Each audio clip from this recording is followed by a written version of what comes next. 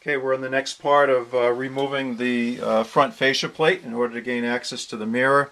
And as you recall, in the last video I was having trouble on this screw here that was stripped, so I've grabbed a longer screwdriver that's going to allow me to get a better angle and a better grab of that. And it is turning now.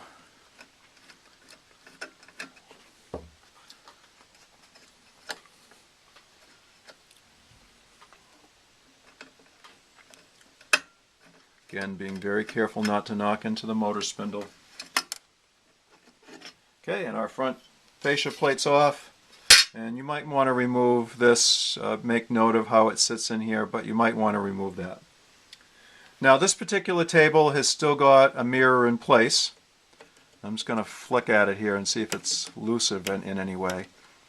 And it's not. But basically your next job, obviously if you're watching this, your mirror is missing. You're going to want to use a file, a screwdriver with a good blade on it. But basically if there's any kind of old glue that's thick in this place, that needs to be filed down or removed. It doesn't have to be perfect, but definitely if there's gobs of it. So you're going to scrape this way, scrape that way, being gentle of the wires that are in that particular area, and get that all cleaned. Because I'm not replacing the mirror actually in this one, I'm just going to take a couple of Q-tips and clean the surface in there so it'll be clean for the new owner. It's quite dusty in here right now. I'm making do. I don't have Q-tips nearby, so I'm just using a pipe cleaner. Okay, so you've cleaned the area in there now. You might want to use an air duster to get any kind of junk out of the way. You've got your super glue. You've got your replacement mirror.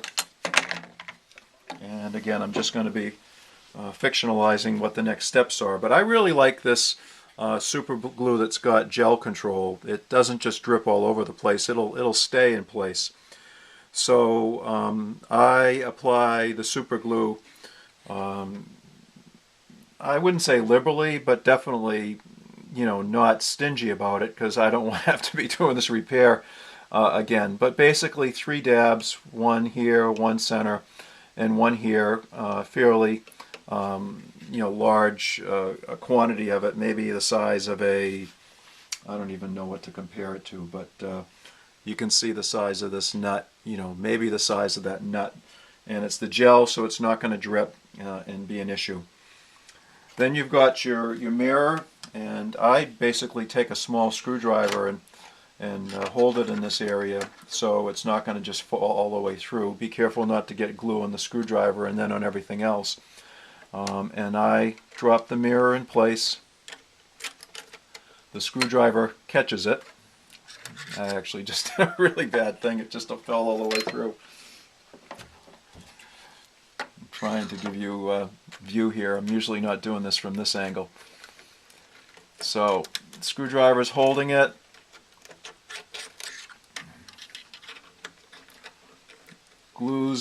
Surface has been clean, glue is in place, and when I feel it's in a straight position here, there is a little tiny lip on the bottom that you can feel. Sometimes you can't feel it, but basically, you need it to be straight.